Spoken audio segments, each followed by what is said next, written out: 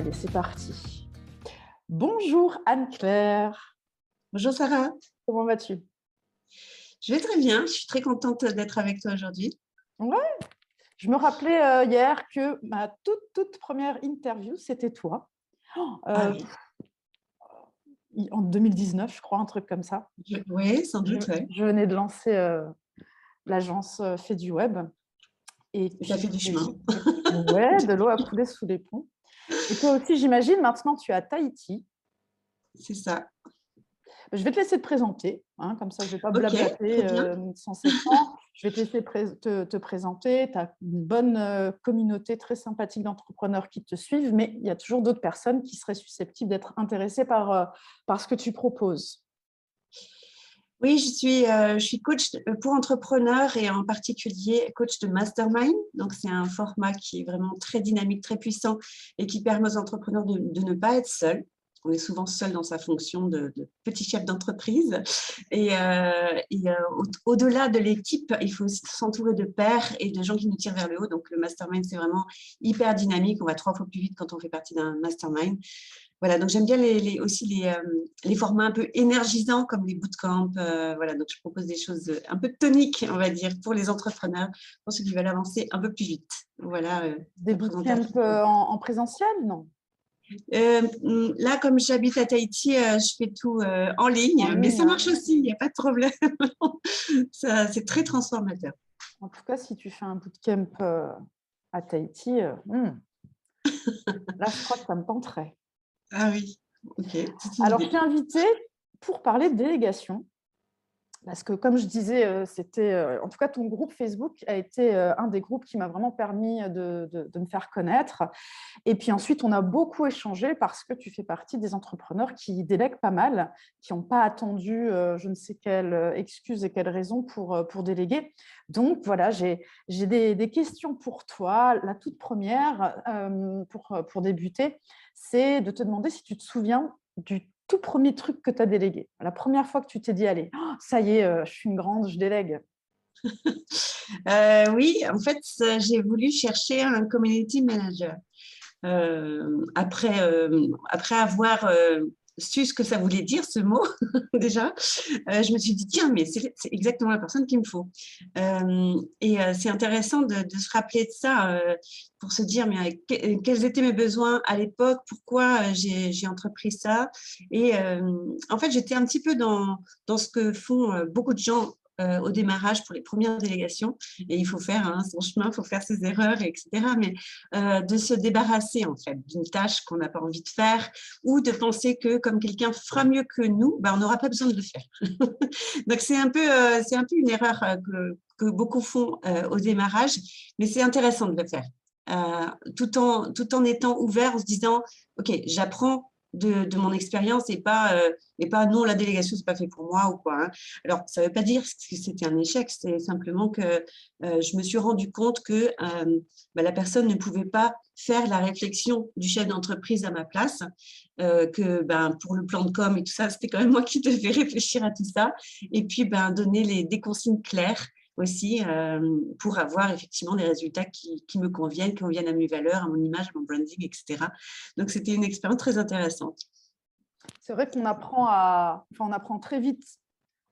On se rend compte que nos consignes peuvent très vite être peu claires, manquer de clarté. On peut avoir l'impression que les gens vont lire dans nos pensées et on apprend à être plus clair dans l'intention, dans les demandes, dans les critères. C'est intéressant.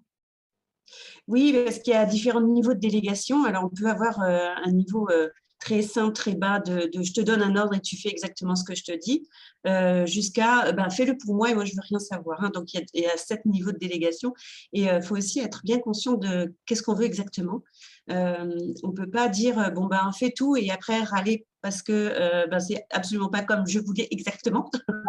Il y a, il y a évidemment cette attente, mais si c'est pas dit, mais ça nous apprend à justement créer des process, à donner des instructions et aussi à dialoguer à aider la personne en fait à faire comme on veut, mais pas forcément, puisque faut aussi comprendre que la personne à qui on délègue, elle a plein de qualités, elle a plein de connaissances et elle a un goût personnel qui peut être super intéressant pour nous. Donc, ne pas trop la cadrer non plus et lui laisser une marge pour qu'elle s'éclate, quoi, une marge de créativité, une marge où elle peut apporter ses idées.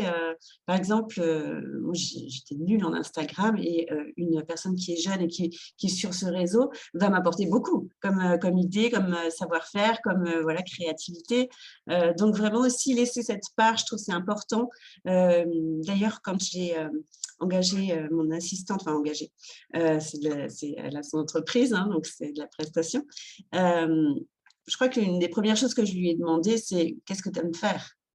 Et c'est super important de trouver des gens qui aiment faire peut-être ce qu'on n'aime pas faire ou ce qu'on aimait faire mais qu'on ne veut plus faire, etc. Mais que la personne soit aussi dans le plaisir de faire sa prestation. Donc, en gros, tu nous expliques que tu as appris à collaborer, quoi.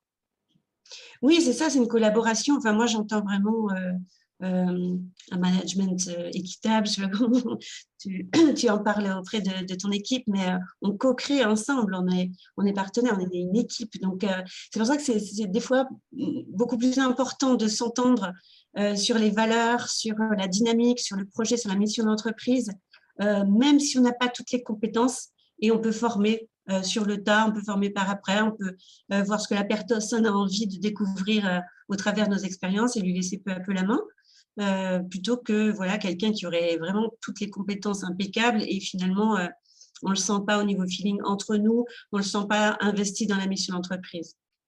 Tout à fait.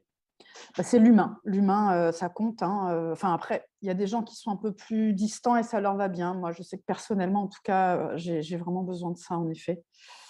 Déjà, tu as donné beaucoup de conseils. Donc là, on va vraiment penser que certains ont envie de déléguer, mais n'osent pas, sont encore beaucoup dans le oui, mais, dans plein de croyances qui retardent cette super aventure de délégation. Si tu avais vraiment 3 conseils, peut-être 3 étapes ou à donner, des choses assez simples pour oser déléguer demain. Moi, ça va être dur, hein. J'ai tellement de choses à dire. Je les vois, hein, je les accompagne, ces entrepreneurs-là dont tu me parles. Donc, je vois. Déjà, le premier obstacle qu'on voit souvent, celui qui est le plus matériel, c'est j'ai pas la trésorerie pour l'instant pour déléguer. Là, il faut vraiment se mettre dans un mindset de chef d'entreprise qui crée son entreprise pas pour les semaines qui viennent, hein, mais pour qu'elle dure et qu'elle se développe.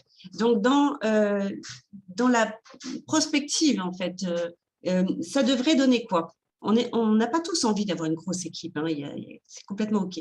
Mais on peut aussi se dire, tiens, si je faisais l'organigramme idéal de mon entreprise, avec toutes les fonctions qu'il y a dedans, peu importe pour quand ce serait, ça donne quoi? Et moi, j'ai fait récemment mon organigramme actuel.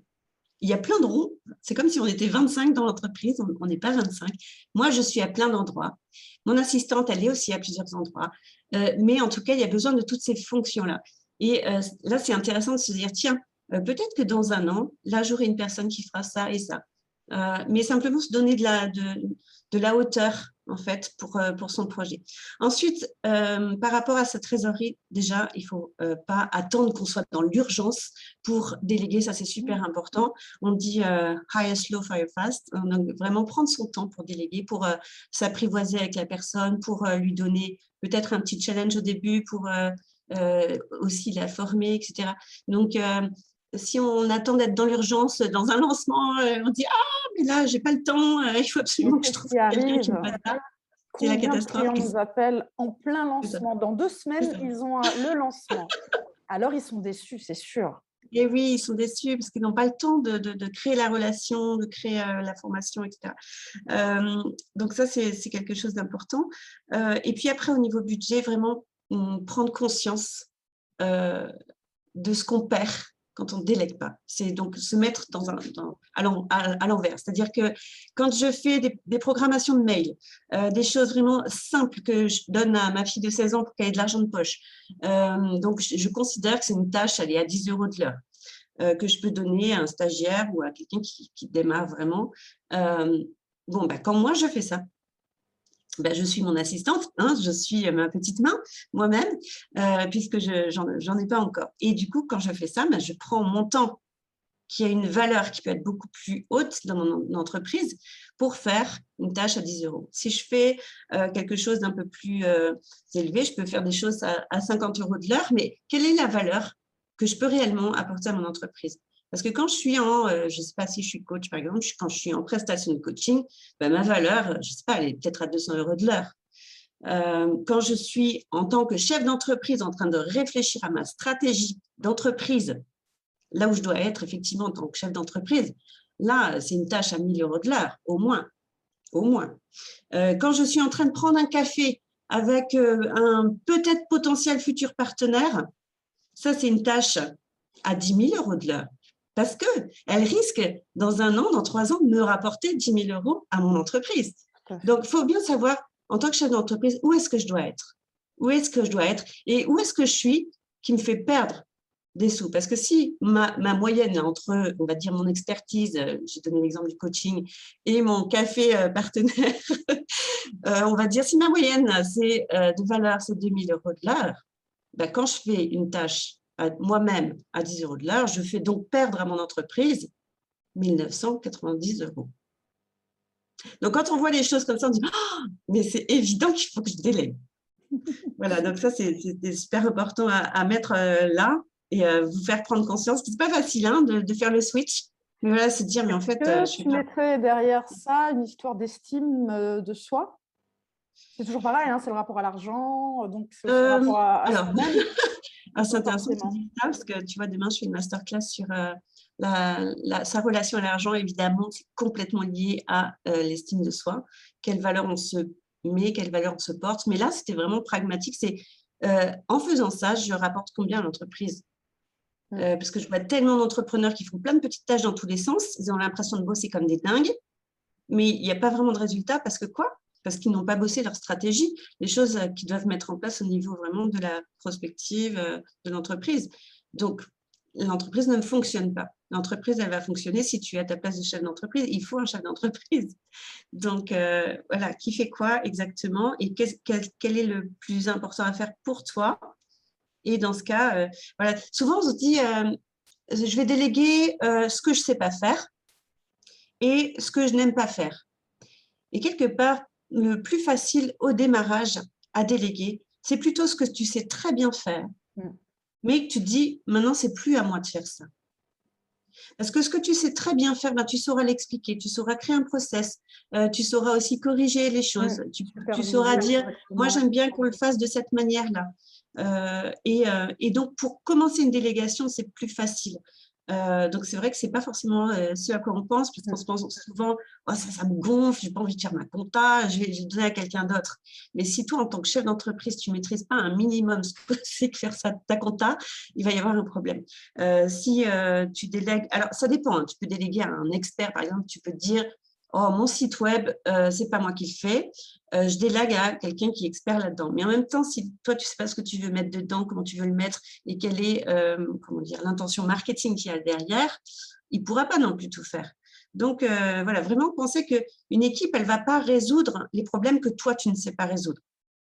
Oui, souvent, je dis, le premier truc que les gens demandent aux audits, c'est des choses qui font mal et en fait, ils veulent juste que quelqu'un d'autre le fasse aussi mal.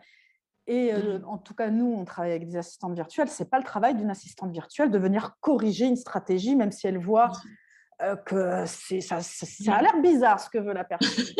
Et, voilà. Et on fait faire mal, ce que nous-mêmes, on fait mal. C'est ça, et à chaque fois qu'on délègue pour se débarrasser, en fait, on s'en mord les doigts au bout d'un moment, quoi. Donc, vraiment comprendre ça. C'est vrai que je le vois tout le temps, je vois tous les mois ça.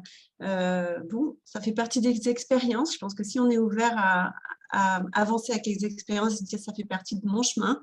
Toi, tu le vois en mastermind? Bien sûr, alors moi, j'en parle. Les gens en parlent? Oui, dans mon mastermind, j'ai une membre qui a dit « Ah, moi, tunnel de vente, c'est non, je délègue. » Oui, mais d'abord, il faut que tu comprennes comment ça marche et ce que tu veux demander. C'est vraiment important. Mais bon, voilà, c'est vraiment un sujet que j'aime aussi parce que je vois clairement que ceux qui ont ce mindset d'investir à tout niveau, hein, dans leur entreprise. Donc, investir dans leur formation, leur coaching de chef d'entreprise en premier, c'est ça qu'il faut faire. Et après, investir en délégation. Ben, c'est ceux qui avancent le plus vite, hein, clairement. Alors, peut-être qu'ils ne se payent pas au début comme ils voudraient, même ils ne se payent pas du tout au début, mais ils font grandir l'entreprise et c'est super important. Donc, avoir cet état d'esprit, je dis bien c'est un état d'esprit, ce n'est pas la trésorerie qui guide ça. C'est vraiment l'état d'esprit de se dire, en fait, si je prends une assistante maintenant, ben, ça va pouvoir me faire gagner tout ça. Peut-être que dans 3 mois, parce qu'il y a un temps, voilà, il faut qu'on s'apprivoise, il faut qu'on se cale, il faut moi aussi que je m'entraîne à lâcher mon bébé, à lâcher le contrôle, à permettre certaines choses et aussi à corriger et à aider à progresser, à donner les bonnes ressources et les bons feedbacks. Ça, c'est super important. Donc, il y a effectivement une période où on s'apprivoise voilà, sur le long terme, on continue à être vraiment en communication. Mais voilà, avoir vraiment ce mindset de je fais grandir mon entreprise au bon endroit, quoi. C'est aussi un peu se dire, je passe d'indépendant à chef d'entreprise. Peut-être qu'il y a un stade indépendant, entrepreneur, chef d'entreprise. Vous voyez où vous en êtes là-dedans. Si on pense son entreprise comme un salarié, ben on va simplement être le salarié de son entreprise. En fait, on va se créer un job de salarié, quoi. Ouais. Non, pour moi, tu touches le doigt, le truc. Ouais. C'est vraiment ça. Alors, on est dans les petites tâches toute la journée. On a beaucoup, beaucoup travaillé, c'est sûr, hein, mais il n'y a pas de vision et ça reste Et donc, compliqué. il n'y a pas de résultat. Ouais. Et toi, tu as appris tout ça sur le chemin ou il y a quand même un endroit où tu t'es formée pour être vraiment spécifique dans toutes ces réflexions? Ah, ben écoute, je suis chef d'orchestre à l'origine, donc si tu veux, ça m'a appris à être chef d'entreprise parce qu'évidemment, ben, j'ai mon premier violon, j'ai mon chef opérateur, j'ai mon chorégraphe, mon metteur en scène, mon chef technique, tu vois, enfin, finalement, c'est quoi? Ton boulot de chef d'entreprise, c'est mettre en harmonie tout ça et mettre les personnes au bon endroit. Ah, tu nous donnes de la hauteur là, hein. Attention, hein. Level up. Voilà. Voilà, je pense que c'est ça. Je ne saurais pas comment te le dire autrement. En même temps, vraiment accueillir que chaque expérience, ça m'apprend quelque chose, quoi. Donc, c'est pas grave si on se trompe et c'est normal. Enfin, en même temps, j'aime pas ce mot se tromper ou faire des erreurs. C'est vraiment, OK, bah, commence la délégation. Commence avec quelque chose et tu verras bien comment tu te sens avec la personne. Et c'est comme avec les clients. Tu sais, au début, tu prends, oui, mais moi, j'aide tout le monde. Tu prends un peu tous les clients, puis après, au bout d'un moment, tu te dis non, ce type de client, non, vraiment, ça me gonfle. Je vais faire en sorte que mon marketing ne les attire pas, etc. Puis tu vas faire le tri. Et c'est pareil en délégation. Parce qu'en délégation, c'est comme pour les clients, on fait un avatar. On fait un avatar, mais qu'est-ce qu'on veut en fait? Exactement. Et récemment, j'ai fait une charte de valeurs hiérarchisée avec des mantras qui m'aident à savoir qui je veux dans mon équipe, qui va être attiré par ces valeurs-là et la mission. Et ça m'aide aussi, au bout d'un moment, ça va m'aider, je le sais, à ce que mon équipe prenne les décisions à ma place, parce qu'ils savent exactement l'échelle des valeurs que j'ai. Intéressant. Ouais, c'est super. J'ai découvert ça il n'y a pas si longtemps, mais je pense que c'est un outil incroyable au niveau de la délégation. Top. Top. Alors, tu as encore d'autres choses? Je vois que tu lis tes petites notes. Oh, tu as fait ça Oui, j'ai noté tellement des choses. passionnément. Oui, je pense qu'il y a vraiment cette histoire de quitter le côté policier, contrôle. La personne, c'est déjà une personne merveilleuse. Elle a déjà une expérience. Peut-être que c'est pas exactement dans ton domaine, etc. Mais vraiment être OK avec. Je lui apprends ce que moi j'aimerais. Je lui donne des consignes. J'ai à évoluer dans le fait que je donne mes consignes ou que je crée mes process. Au bout d'un moment, ça va être la personne elle-même qui va créer les process. Donc, ça va te libérer aussi à ce niveau-là. Mais elle va peut-être le faire autrement et c'est OK si le résultat est là. Donc, qu'est-ce qui est important? C'est le résultat. Le process, après, peut-être qu'elle aura plein d'autres choses à apporter. Et cette période d'apprivoisement, tu peux l'appeler période de test. D'ailleurs, c'est bon d'avoir une période de test plutôt que tout de suite s'engager sur un contrat déjà fixe. Hein. Alors, ça peut être 30 jours, 90 jours en fonction de l'expertise. c'est bien peut-être de donner une espèce de challenge pour voir ce qu'il y a dans le ventre, quoi. Pour lui permettre aussi d'être créative.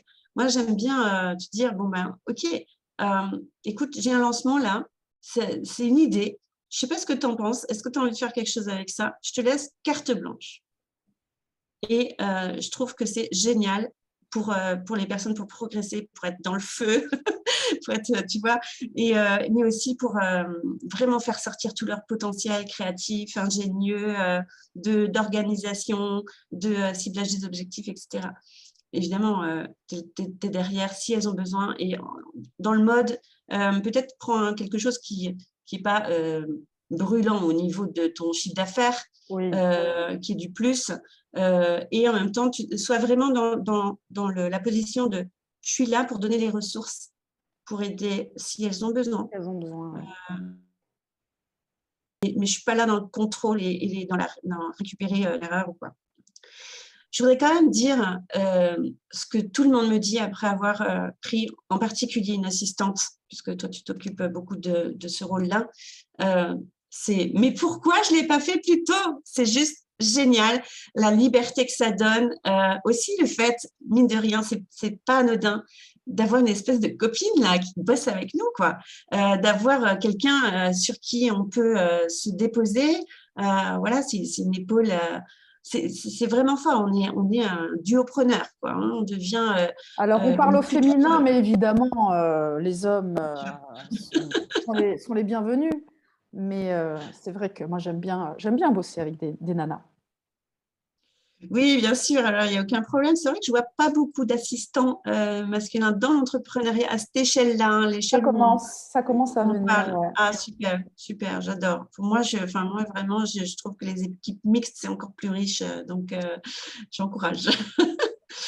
Voilà, mais quel que soit le niveau, j'allais dire même, tu vois, ma média buyer, donc celle qui s'occupe de mes publicités Facebook, tu peux considérer que, bon, elle est extérieure, je fais ma prestage, je la paye, bof. Pour moi, elle fait partie de l'équipe.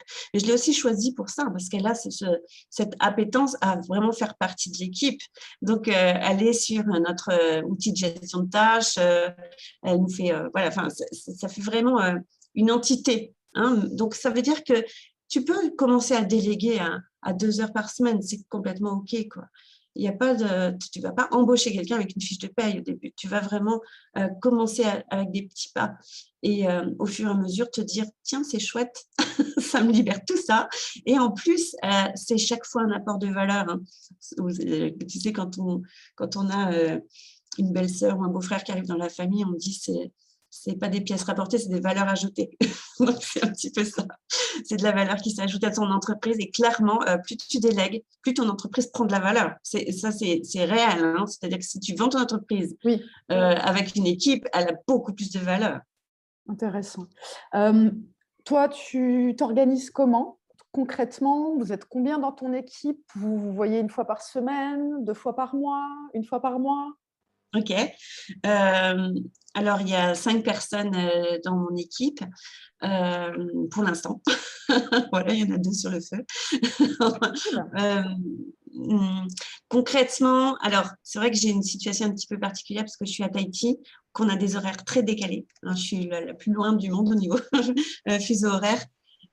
Donc, on a une grosse réunion mensuelle, ce qui est importante. Et on a alors ponctuellement si besoin, des réunions avec l'un ou l'autre si besoin. L'idéal, ce serait effectivement pour moi d'avoir une réunion par semaine. Pour l'instant, je n'ai pas encore mis ça en place. Mais en tout cas, on a un outil de gestion de tâches et ça, c'est fondamental d'avoir ça. Souvent, on commence par Trello. Moi, je suis sur ClickUp. Ça me correspond bien. C'est très structuré. Voilà, il existe d'autres, hein, Asana, Notion. Enfin, il existe plein d'outils comme ça. Mais l'important, c'est quoi? C'est qu'on ait des cartes de tâches, des fiches process, des checklists, voilà, vous appelez ça comme vous voulez, qui nous permettent de savoir exactement qui fait quoi, quand ou pour quand, qui est en charge de quoi, et puis aussi d'avoir un espace de communication donc il y a un chat, hein, où il y a plusieurs moyens, pour permettre de dire là je suis à la bourre, ça j'ai besoin d'aide, voilà j'ai fait ça, éventuellement pour faire du reporting, mais en général il n'y a même plus besoin. Peut-être à l'ancienne, on se disait, bon, tu me fais un mail quand tu as fini, machin, mais là, avec ClickUp, c'est juste, moi, en tant que chef d'entreprise, je vois que la case est cochée, je sais que c'est fait. Hein, je vois que ça a changé de colonne, je sais que c'est done. Donc, c'est tellement pratique. Alors, on peut se dire, ah oui, mais si on fait ça, on n'a plus de communication. C'est pas vrai. Il faut vraiment maintenir la communication, bien sûr. Par exemple, nous, tous les matins, on commence par dire quelle est notre émotion, quel est notre focus du jour, comment on sent, quelles sont nos difficultés et est-ce qu'on a besoin de ressources. Donc, si chacun dit ça, OK, on arrive à la suite. Si quelqu'un ne fait pas ce point, un jour, je vais aller le voir. Donc, vraiment être, pas materné, hein, mais être vraiment présent. Tu fais du management. Oui, ben oui, au bout d'un moment, c'est du management. Et le management, voilà, jusqu'à 8 personnes, ça reste OK. Après, il va falloir avoir des directeurs, directeur marketing, directeur administratif, directeur Ouais. du service client, Après, etc. ça prend une autre forme et puis c'est un autre Oui, délire. Hein. oui, bien sûr. Voilà, donc oui, c'est du management et c'est très, très agréable comme poste. Après, effectivement, ça s'apprend. Hein. Moi, je sais que j'aime beaucoup faire ça. Mais c'est quelque chose qui s'apprend. Et on apprend comment? On apprend avec la pratique, avec les cas concrets, hein, clairement. Au niveau organisation, qu'est-ce que je peux te dire d'autre? Oui, clairement, mon assistante me crée les process pour presque tout. Elle organise cet espace de travail. Et on communique très souvent. On a aussi un drive, un cloud, donc, dans lequel on a tous nos documents qui permet que chacun puisse retrouver les ressources, les photos, tout ce dont on a besoin. Voilà, au niveau organisation, on fait des bilans. Moi, j'utilise des fiches projets qui permettent de mettre, bon, c'est quoi l'objectif, qui se charge de quoi, et combien s'engage dans le projet aussi. Ça a coupé, tu disais Et quoi? que chacun s'engage dans le projet, à quelle hauteur tu t'engages dans ce projet-là. Voilà, l'idée, c'est vraiment, on est une équipe, on embarque dans la même galère quelque part, mais Tu peux me rappeler quand est-ce que tu t'es lancée sur le web? En 2018. Franchement, bravo, hein. Vraiment, bravo, bravo, bravo. Ouais. C'est super inspirant et non, point. C'est super, super Ouais. inspirant parce qu'il y a plein de gens qui attendent. Il y en a qui n'ont encore pas lancé leur formation hein, depuis 2017-2018, les années où j'ai démarré, Ouais. et qui ont un milliard de choses. Et là, tu as une équipe de 5 parce que tu fais, point. C'est ça, c'est ça. Il faut commencer, il faut faire, il faut être dans l'action. C'est ça qui va nous apprendre les choses. Donc, effectivement, je dis tout le temps, pour avoir les résultats, il faut faire des actions. Mais en même temps, avant de faire, il faut être la personne qui est en mesure de faire. Donc, c'est pour ça que je dis le premier investissement, c'est d'investir sur toi, chez l'entreprise, au niveau mindset, pour devenir la personne qui est en mesure de faire pour avoir les résultats. Donc, si tu n'as pas démarré, c'est que voilà, tu n'as pas encore la compétence mindset d'être dans la position de faire. Donc, travaille sur toi et vois loin. Sois connecté à ta vision, à ta mission. C'est le plus important. Parce que quand tu es né dans le guidon, les petites tâches, tu ne vois plus rien. Tu vois plus rien. Donc, c'est quoi effectivement que tu veux apporter au monde, transformer, faire vivre à tes clients et pour toi dans ta vie, ça représente quoi? Donc, être vraiment connecté à ça, ça te permet de voir grand, de prendre de la hauteur, d'oser, d'avoir de l'audace et de saisir ces challenges parce que c'est juste sur le chemin. C'est pas en travers du chemin, c'est juste le chemin. C'est vrai, tout à fait. Alors, souvent, tu sais bien, on dit que les Français sont gênés quand il s'agit d'argent. Comment toi, tu fais pour discuter d'argent avec tes collaboratrices? Comment vous décidez ensemble de la rémunération de chacune? Écoute, pour l'instant, comme je n'ai que des prestataires, hein, donc des gens qui ont leur entreprise, finalement, je regarde comment elles font. Et en général, c'est assez OK dès le départ. Je n'ai pas eu à marchander. Je me dis, OK, est-ce que moi, je le souhaite comme ça? Et bon, je suis un peu spéciale parce que je marche beaucoup au coup de foudre. Hein. Parce que Daisy, mon assistante qui est là avec moi depuis 2019, vraiment, c'est un coup de foudre, quoi. On s'est rencontrés, on a pris un café et là, j'étais toute vulnérable, toute. En gros, je lui ai dit, en fait, je ne sais pas ce que je veux faire, mais j'ai envie de travailler avec toi, quoi. Et puis elle m'a dit, bah, moi aussi. Puis voilà. Et donc, c'est drôle cette histoire. C'est pas forcément ce que je conseille, hein, mais voilà, il y a un niveau où on sent les choses. Si on se dit, ouais, cette personne, j'ai vraiment envie d'aller plus loin avec elle, comme une relation amoureuse, hein, Oui, bien sûr, bah, bien à sûr. ce moment-là, on prend la personne comme elle est, avec ses exigences, avec ce qu'elle est. Et puis après, on évolue ensemble. Donc, par exemple, pour l'histoire de Daisy, elle a commencé à un certain volume horaire, enfin, taux horaire et volume horaire, qu'elle m'a proposé. C'était OK, donc on est parti là-dessus. Et maintenant, elle se forme pour être bras droit, OBM, je ne sais pas comment tu appelles ça dans ton équipe. Donc, évidemment, il y a des montées en rémunération qui se sont déjà faites et qui vont se faire par rapport à sa responsabilité. C'est elle qui s'occupe de mon équipe, en fait. C'est elle qui s'occupe de mes process, de toute la logistique arrière. Donc, pour moi, c'est juste énorme. Donc, la valeur que ça a pour moi, évidemment, elle mérite rémunération correspondante, quoi. Il y a des fois, je ne savais pas. Par exemple, ma prestataire en publicité, bah, je ne savais pas trop. Et puis j'ai dit, OK, on essaye. Puis si ce n'est pas OK pour moi, je changerai, quoi. Donc être ouvert aussi à simplement, OK, je teste parce que si je commence à regarder les prix et choisir en fonction des prix, c'est juste une catastrophe. Il faut choisir en fonction de la personne avec qui on a envie de travailler, quoi. Mm. Et c'est ça le plus important. Et il y a même une assistante que j'ai eu un entretien avec elle, je dis, ça ne va pas du tout ton tarif. Et je lui ai appris à monter son tarif. Ah, Je dis, je ne te prends pas si tu ne montes pas ton tarif. ah. Bah, après, les débutantes par-dessus le marché, mais c'est vrai que souvent, elles ne se rendent pas compte. Alors, en tout cas, du côté de l'académie, hein, de la formation, c'est un gros sujet Oui, parce que. oui, Et puis même, oui, quand on leur dit non, non, là, tu augmentes. D'abord, oui. c'est tellement confrontant pour elles et donc elles préfèrent prendre quelques clients à très bas prix et ensuite attendre de se le sentir. Oui, mais c'est OK, tu vois, je trouve ça OK. Je me rappelle la première fois que j'ai fait du babysitting, j'ai refusé l'argent. J'ai dit non, j'ai pris du plaisir, donc non. Mais non, mais en fait, Ah, ma fille, elle ne ferait pas ça. Hein.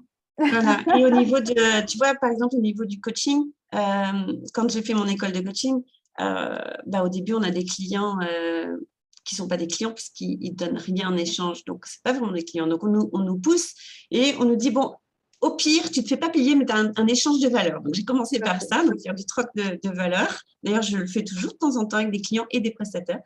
Euh, et, euh, et puis, au fur et à mesure, voilà, je m'étais fait payer 12 euros de l'heure, puis 25. Et puis, en fait, je me suis dit, je vais à chaque fois doubler. Et j'ai effectivement doublé mes prix tous les ans. Bon, maintenant, je me calme. Oui, parce qu'il y a un endroit, quand tu doubles, c'est exponentiel. Hein. Oui, mais je pense que c'est pour dire aussi aux prestataires, il y a un chemin à faire avec soi, avec sa valeur, avec son syndrome de l'imposteur, avec tout ça, qui est normal. Donc, OK. Euh, mais sache que, voilà, au bout d'un moment, faut pouvoir en vivre. Donc, c'est le travail que j'ai fait avec cette assistante. Je dis, OK, on va voir ton business model et si c'est tenable, Mm. tout simplement. Ah, il suffit d'un petit calcul. Hein. Oui. Mais il y en a qui ne font pas beaucoup. Hein. Ouais. Ah, ne se rendent pas compte, ouais. Oh, il n'y a pas que les assistantes, hein, les coachs Ah non, aussi. non, non. Les coachs aussi, et Ah souvent ouais. d'ailleurs. Et puis, quand ils se rendent compte qu'il faut 10 clients par jour, c'est pas tenable. Toute Ben non. l'année, sans congé. Non, après, quand Non, tu non. refais ton calcul. Et donc, oui, mine de rien, hein, il faut des sous. Il faut des sous.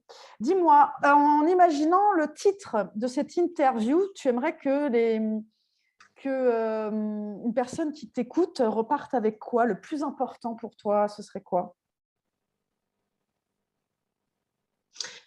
Alors d'abord, je veux mentionner quelqu'un dans un séminaire qui disait euh, ce que je prévois de faire pour dans 3 ans pour mon entreprise, ben, je le fais dans un an. Ce que je prévois de le faire dans un an, ben, pourquoi je ne le ferai pas tout de suite? Et c'est ça qui permet de grandir. Moi, c'est vraiment comme ça que je fonctionne et ça fonctionne.